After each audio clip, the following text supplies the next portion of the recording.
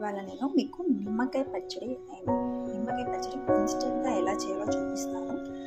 So first నేను 3 lemon తీసుకున్నాను. 3 నిమ్మకాయలు తీసుకొని కొంచెం వాటర్ యాడ్ చేసి, వాటర్ ఉన్నాయి మీకు కనిపించే కొంచెం వాటర్ యాడ్ చేసుకొని స్టవ్ ఆన్ చేసుకున్నాను. అండ్ వన్ మోర్ థింగ్ మర్చిపోయాను చెప్పడం, ఇలా నైఫ్తో ఇలా ఘాట్లు పెట్టుకోవాలి. మీకు కనిపిస్తుందా?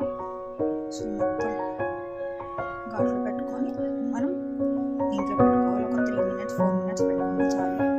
సో ఒక 4 minutes వెయిట్ చేద్దాం. అది 3 minutes బాయిల్ చేసుకుంటే చాలు. అయిపోయింది 3 minutesలో. దీంట్లో నేను కొంచెం గార్లిక్ అండ్ జీలకర్ర యాడ్ చేసుకుంటాను. గార్లిక్ ఇంకా జీలకర్ర యాడ్ చేసుకున్నాను.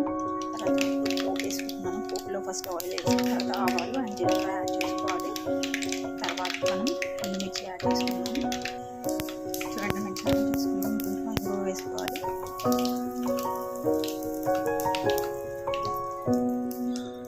స్టవ్ కట్ చేసుకొని గార్లిక్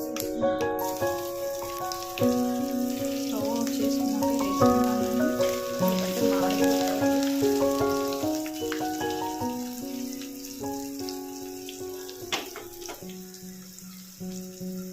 కొంచెం గ్రైండ్ చేసుకుందాం. ఫస్ట్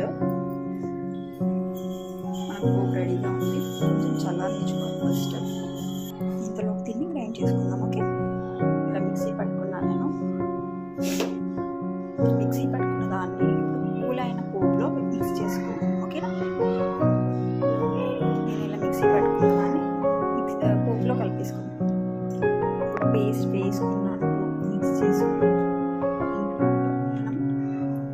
2 స్పూన్ల వరకు కారం వేసుకున్నాను.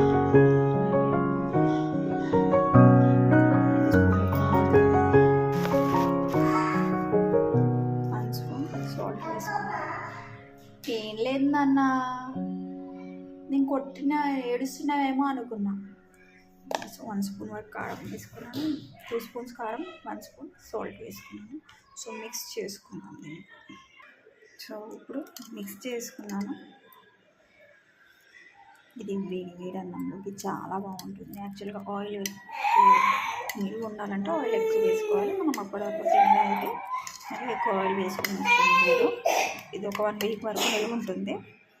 ఈజీగా నిల్వ ఉంటుంది. సో చాలా బాగుంటుంది. ట్రై చేయండి, డెఫినెట్గా మీకు నచ్చుతుంది. ఇది హెల్త్ కూడా చాలా మంచిది. నా వీడియో కనుక నచ్చినట్టయితే లైక్ చేయండి, షేర్ చేయండి. Thank you.